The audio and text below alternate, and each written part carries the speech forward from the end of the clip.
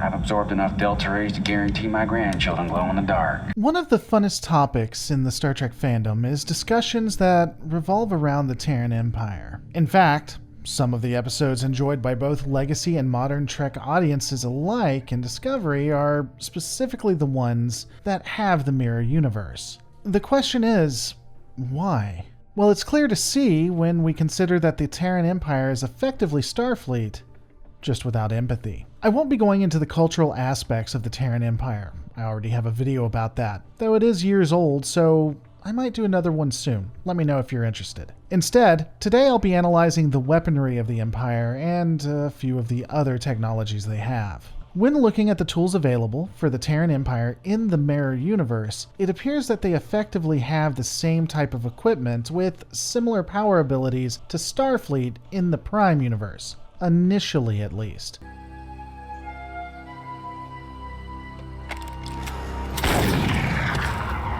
The beginning of the Terran Empire's technological renaissance occurs when Zefram Cochrane and an armed mob thwarts what they claim was an invasion by the Vulcans. Terrans would co-opt Vulcan technology and reverse engineer it for their needs. Ironically, while they utilize Vulcan and other aliens' tech, human innovation does still appear to be on par with that of the United Earth from the Prime universe.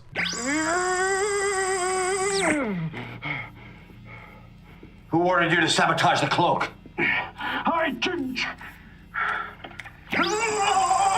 The creation of the Agony Booth revolutionized torture. This technology allows continuous torment for hours on end of most species, and this can be done without the body becoming numb to it. This ingenuity could be seen in the devastating effects of the weapons to come from the 22nd century. Interestingly, whereas the Starfleet we know and love utilized the genius of multiple species that had to come together to create tech and weapons to protect themselves, it would be war against those same races that kept the Terran Empire at the top of its game. Constant conflict with what the Empire referred to as rebellions forced Imperial engineers to pioneer new ways of harm. However, this wouldn't come without its downfalls as well. While the Empire would rely on the human spirit, other aliens allied together to defeat them. These rebellions came close to destroying the Empire in multiple instances, but fell short for various reasons. It's really intriguing to see that the Terran Empire was at relatively the same strength level as its counterpart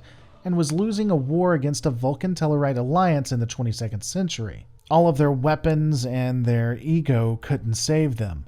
The salvation of the Empire, though, and the winning of the war would ironically come from the Prime Universe's Starfleet. The USS Defiant, not that one, but this one, crossed a spatial anomaly in an attempt to answer a distress call sent by the Mirror Universe Tholians. The vessel, now in the Mirror Universe, would be captured by the Tholians, after the crew supposedly killed themselves, but that depends on if you want to believe Georgiou or not. This ship was centuries ahead of any technology any of them currently had.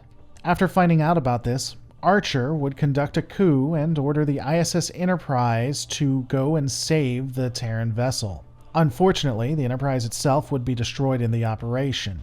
After this, and due to an amazing amount of stupidity on Archer's side, Empress Hoshi Sato would take over and gain control of the USS Defiant. She would reform the Terran Empire into something that made more sense. The reorganized Terran Empire would be more efficient, and additionally, the Constitution-class technology would skyrocket the Terran military to become top dog in the Alpha and Beta quadrants.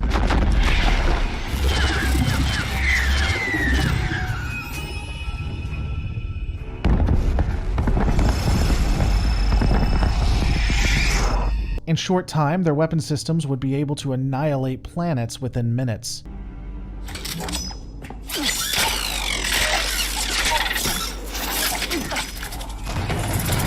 They'd have devices that could kill people based on either only a few commands or mere thought. The capital ships of the Empire became near monoliths, the hallways seeming more like cathedrals than corridors. The weaponry inside them was designed in a way to cause mass devastation and harm. Vessels were constructed to destroy enemies that could threaten the Empire from outside its borders and within it. Hell, Terrans didn't care what they had to do. They literally were destroying the very fabric of time and space itself in order to power their ships and extend Terran imperial influence. While a rebellion did exist, they were constantly playing on the defensive. Unfortunately, the problem with empires that rely on wars to innovate is, when the wars are over, and they don't eat themselves, the empires begin to stagnate. In the 23rd century, the advanced technologies would continue, but vessel designs mimicked that of 23rd century equivalents in the Prime universe. However, during this time, the use of death was still becoming streamlined. There would be panels and objects that could easily destroy someone that was on a different deck or even on a planet.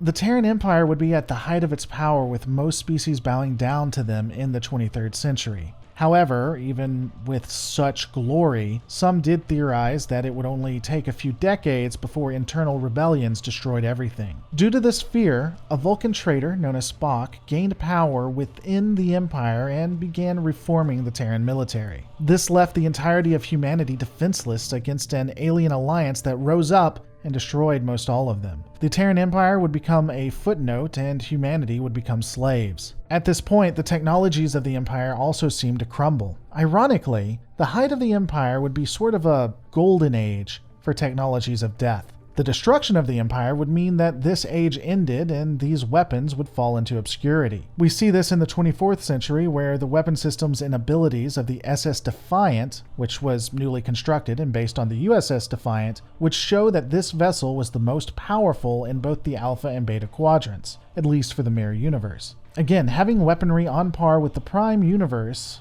even though the weapons of the 23rd century meant that everything in the 24th century should have dwarfed the weapons and been devastating. In theory, they should have been so horrific that the United Federation of Planets couldn't counter them. But, thanks to Spock, this innovation wouldn't continue. Though in the 24th century, with the rise of humanity and the throwing off of the chains of the Klingon Alliance, we can only imagine what the future might hold. One thing is for sure, though. The Terran Empire is the Federation unrestricted in dealing death, and humanity has always been really good at killing when left unrestricted.